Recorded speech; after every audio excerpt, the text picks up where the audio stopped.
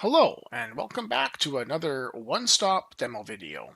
In today's demo, we will show how to submit an application for a temporary diversion license, or TDL. We are logged in with our test account, and just making sure you will make sure who you need to submit for. Now that that's done, I will click on New Integrated Application. Okay, the first field we see is the project name.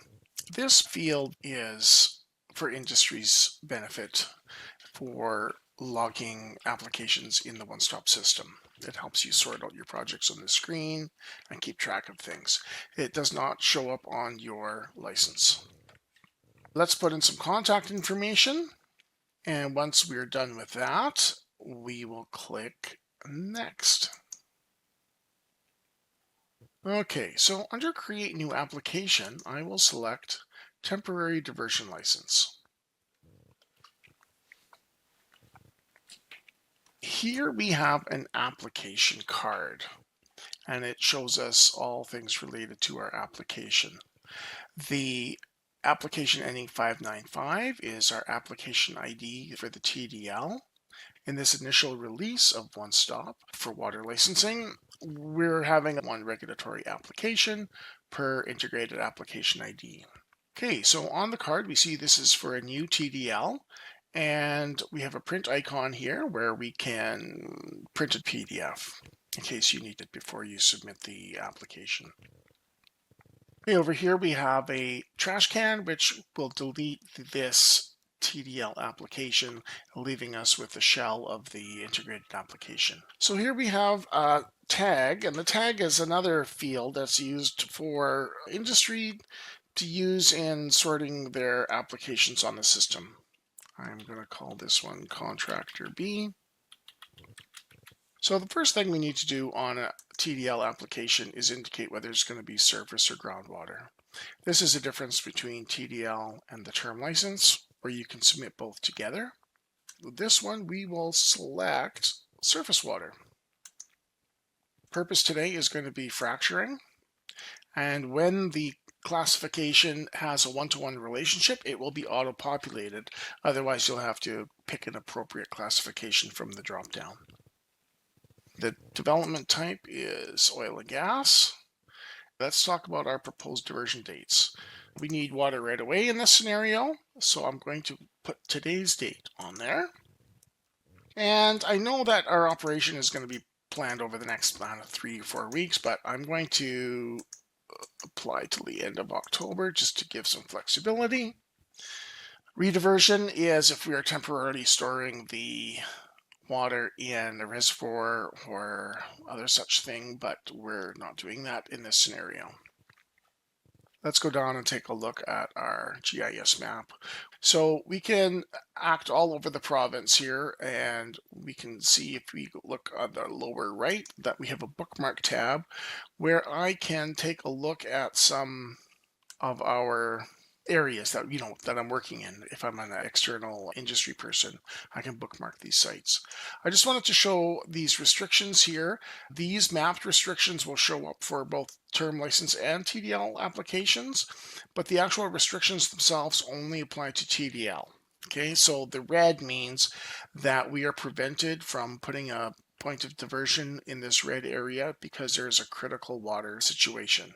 And the yellow is a low water situation, which means that if we do select a point of diversion in the yellow area, we will have an automatic review by our 8-year staff, no matter what the resulting of the other assessment criteria are. Okay, so let's go to our dugout. For the purposes of this scenario, we're going to be taking water from this dugout. So let's take our point of diversion picker and just wait a moment for the screen to refresh there. Okay, so now I've got this cursor on the screen. I'm just going to click the center of that dugout. Okay, for the purpose of this demo, that is a dugout. We'll see here that it doesn't recognize what the source is. It's not a mapped feature, and so we'll have to resolve that shortly.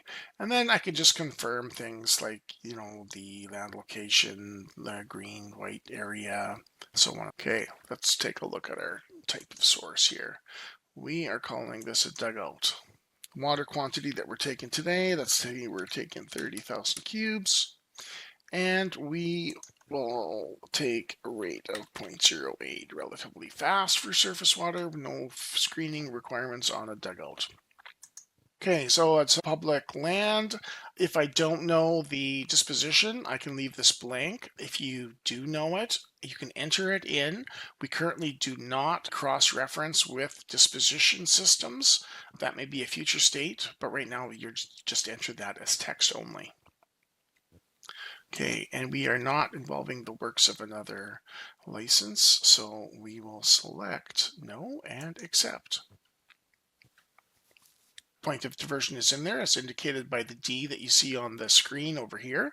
We could select another POD if we want, but for the purpose of this, we are done with our PODs.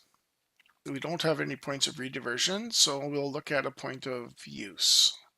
Let's go on the map over here. I could bookmark my site. I could also find the location by ATS. If I click here, I can click any section, township, range, meridian, and zoom to that site. But for the purposes of this demo, I will just zoom into this MSL and use that. So let's click point of use. And we see here a couple of options. In this demo, I'll show the clicking of the point. In the term license application, I'll show how the shapefile works. So let's click on the center of that MSL. Okay, we have some information there and verifying that that is our point. Okay, now that's identified you for a point of use.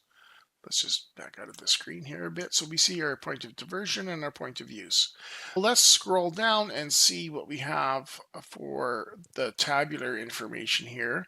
The points of diversion are shown here. If I scroll a little bit to the right, I can see here that I've got a icon for editing and a trash can, so I can delete this if I need to re-enter the point. But I can also use this point to edit some of the fields, the water quantity, the rate, disposition number, and the works questions. Let's say we need to increase because operations called and they need more water. So let's do that and click save. Okay, so we have success. That's been updated. Now that reads as 40,000 cubes. Go down here, point of use. We can see here there's no pen for editing. There's nothing to edit here. We can delete the point and add a different one, but every TDL has to have at least one point of use.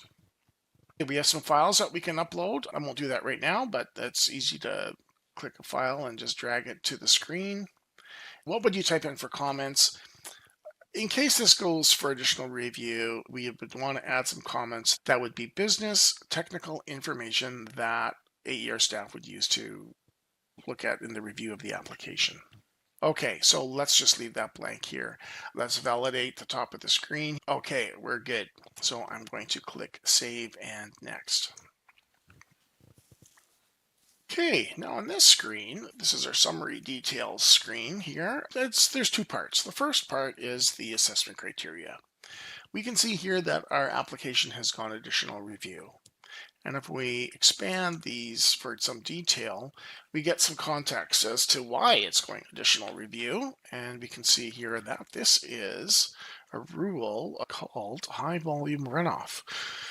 So obviously the quantity of water that we've taken is triggering some kind of criteria. And all of these other rules, let me just scroll down here, these are all baseline.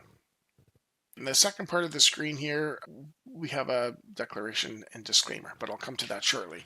So let's say in our scenario here that the field guys called, they need water this afternoon. And now I realize this application is going additional review. Well, we can go back to our water details and we can consider the volume because we know that that rule was based on a high volume of some kind. So let's say the field guys say we need 10,000 to get us started. And so I'm going to edit this and I'm going to edit 40 to 10,000. So this means two things here. So we'll check the assessment criteria right away. I know now that if this goes, I can submit a second application for the remaining amount. And if that's it triggers an additional review, we can wait between 1 to 10 days it'll take for staff to look at those applications. Okay, so validate. We are good. Let's just go back to our summary page. We'll just do it this way here. Summary.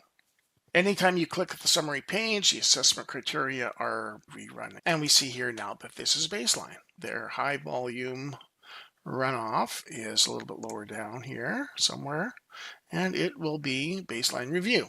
Everything is baseline. So we will agree and submit this application. Now that is the end of this demo. Thank you very much.